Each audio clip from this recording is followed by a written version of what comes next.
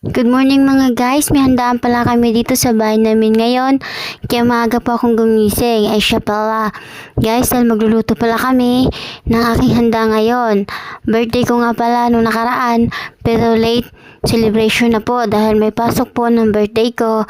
Kaya ngayon lang po walang pasok. Pero yung iba po mayroon, pero 8 hours lang. Dahil po nakasanayan na magluluto talaga tuwing birthday.